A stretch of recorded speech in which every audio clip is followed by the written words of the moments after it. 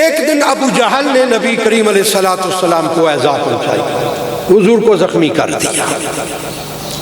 نبی کریم علیہ السلام کو ہلکی سی چوٹ لگی، آقا کریم علیہ السلام کا جسم مبارک سے تھوڑا سا خون نکلا۔ حضور گھر میں تشریف فرما ہے، آقا کریم علیہ السلام کے صحابہ ازواج مطہرات، آقا کریم علیہ السلام کی زوجہ محترمہ آپ کے وہ زخم پہ پٹی لگا رہی ہیں۔ حضرت سیدنا امیر حمزہ رضی اللہ تعالیٰ شکار کو گئے ہوئے تھے، واپس آئے تو دیکھا گھر میں اپنے آئے تو آپ کی زوجہ نے آپ کو کہا کہ ابو عمارہ، یہ آپ کو پکارا جاتا تھا، آپ کی کنیت تھی ابو عمارہ۔ ابو عمارہ، تجھے پتہ نہیں ہے کہ رسول اللہ کے ساتھ ابو جہل نے کیا کیا؟ آپ چلے گئے نبی کریم علیہ السلام کی بارگاہ میں، ابھی آپ نے کلمہ نہیں پڑھا تھا، مسلمان نہیں ہوئے تھے، حضور کی بارگاہ میں گئے، دیکھا سرکار مدینہ صلی اللہ علیہ وسلم پریشان ہے، دیکھا خون بھی نکل رہا ہے، پوچھا کیا ہوا؟ یہ بات چیت ہوئی، کملی والے نے بتایا۔ حضرت امیر حمزہ ادھر سے ہی واپس پلٹے، ابو جہل کو تلاش کرنے لگے۔ بیسیکلی بہانہ یہ تھا، معاملات بدل چکے تھے، یہ ایک بہانہ بننا تھا۔ ابو جہل کو تلاش کرنے کے لیے نکلے، بیت اللہ میں پتہ چلا کہ وہ بیت اللہ میں بیٹھا ہے۔ ابو جہل کو تلاش کرتے کرتے حضرت امیر حمزہ بیت اللہ میں پہنچے، جاتے ہی کوئی بات کیے بغیر، کوئی گفتگو کیے بغیر آپ نے برچی سے اس پہ وار کیا۔ جس جگہ نبی کریم علیہ السلام کو چوٹ لگی تھی اسی جگہ اس کو چوٹ لگائی، خون کا فوارہ بہہ نکلا۔ وہ گھور کے آپ کو دیکھنے لگا، آپ نے پوچھا میرے بھتیجے کو کیوں مارا ہے؟ کہنے لگا اس کا عقیدہ درست نہیں ہے۔ ابو جہل نے کہا تیرے بھتیجے کا عقیدہ درست نہیں ہے۔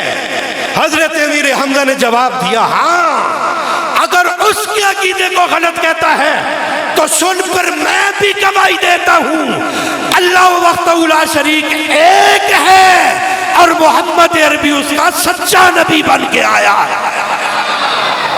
تو میرے بھتیجے کے عقیدے کو للکارتا ہے؟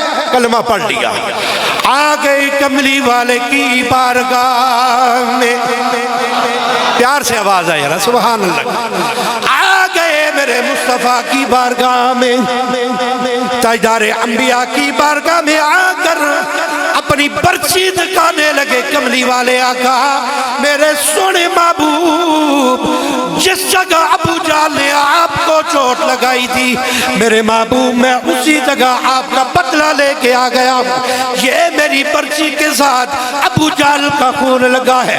تاجدار انبیاء سرور کونین صلی اللہ علیہ وآلہ وسلم فرمانے لگے، وہ میرے رحمت للعالمین آقا، ذرا جملہ سنیے گا حیران رہ جائیں گے۔